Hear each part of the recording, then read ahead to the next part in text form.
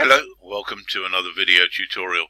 This time we're going to be looking at Chinese Miracle CM2MTK, which is the earlier version of the MTK software from Infinity. You can see the program's already launched here, and this will be the standard default selection.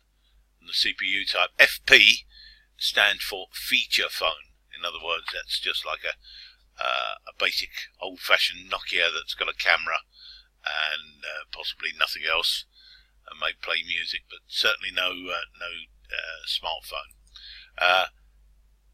SP is indeed smartphone, so SP is smartphone, and I'm going to select that for now. My test phone just happens to be, as always, a little Vodafone kicker. But we're going to have a look and see what this thing can do. First thing we can do here, and by default they're not normally selected, is select those two, click identify, and then plug the phone on when it's ready. And there we go. We plug it on, holding the volume key down, and as if by magic we'll hear a bing and a bong. It's just reading. It reads twice. It sends a DA file up to the phone, and there we are. It's read the extended product information. We know it's a Vodafone VF685, and that's the Android version. And there's a CPU type, which is an MTK 6572. Handy information. There we go. Right. I'm going to skip and come back to this in a minute because there's something else I want to show you. Security, like always, if you've got a corrupt IMEI, you would put the correct IMEI in there, the one that's on the label, and then write security. Unless you have a corrupt IMEI, do not go playing there. It's you know the law on IMEIs, and should you want to sort of overstep the mark there, you're on your own. SP unlock is service provider unlock. You can actually read that first of all to see if it is locked.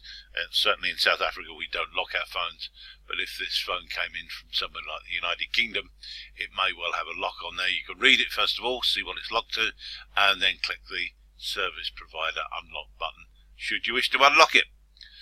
Flashing, there we go. We've already got a bin file selected there.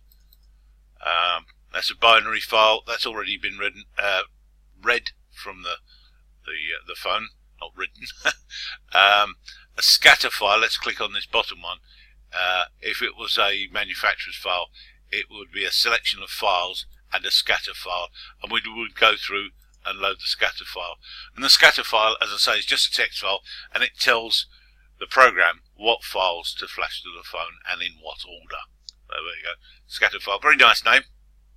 Don't know why they call it that, but there we go. You will need to remember that. We can read the flash file. It's very nice if we've got a new phone out that you can read that and store one before the phone's even been used, and then you can use it for repairing other phones. Extras. This is stuff that we don't really use on a daily basis. This test stuff, I don't think I've ever used these, so you can be forgiven for going past that. The user data. This is the one I wanted to get to. While I was messing around with the phone, I've put a code on here, not a code, a pattern rather.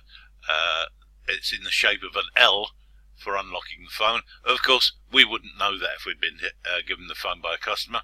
So I'm going to click on Read Pattern Unlock. I've also clicked on earlier on Data Protect, so that means we won't lose anything from the customer's phone. Press the cable in with the volume down button held. Wait for it to read the phone. It's reading the phone, it's setting the agent up. Booted the phone. Finally reading the last part. And as I said, the security table was a shape of an L.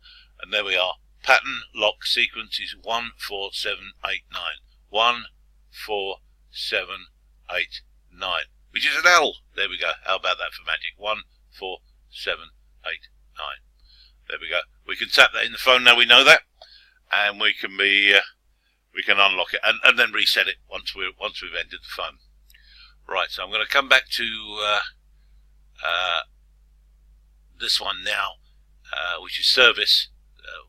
This is the one we will use probably most of all.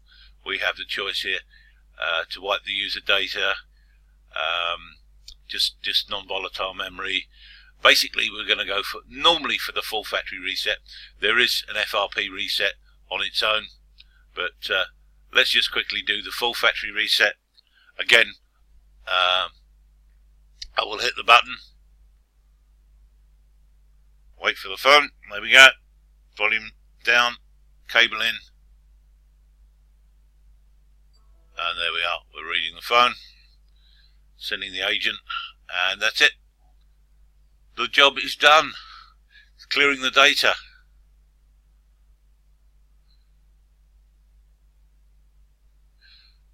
Just in case some of this information on here is the boot type, and the SOC verify is the system on a chip verify. It's just checked that it knows what the MTK chip is and what part to flash. So it's cleared the user data. Everything went okay there, and it's cleared the cache, and it's just okay that. So the phone is fully factory reset. There we go. That's how easy it is to use CM2MTK. It's getting a little bit dated now, but I've still found good use for it. And I still think we'll be using it in a year or two's time on some of the more basic phones. As I say, you do have feature phones, so if you've got a little tiny MTK based camera only phone, there you'll find the settings for that should you wish to work with one of those. There's a Nokia based MTKs as well. Little warning up there. Some of the MTK based Nokias were early when this program was launched. Service, you can check the info on the phone, you can format, which I've just done. Security, read non-volatile RAM, not sure why you want to do that. If you, for instance, had two phones and you wanted to read the customer's data, save it and then put a new phone on and write it, you could do that. Although I'm not sure our customers would even really bother with that. Flashing, as I say, we have a backup file that I've made there. That's easy to do. And I strongly recommend every time you get a new phone along that's MTK based, or Spreadtrum if you were dealing with Spreadtrum, but not with this program of course, then you make a backup file just for your own library, so should you come across a phone later on and you need a flash file, you actually have it to hand. There's all the test stuff. We don't really need to be involved with that. That's really beyond what we need. But obviously these programs are written for all sorts of features and all sorts of markets. User data, there we go. Read the patterns, reset user code, etc. These are grayed out at the moment because I've got the wrong. I haven't got a smartphone selected. There we go. Let me just change over. There we go.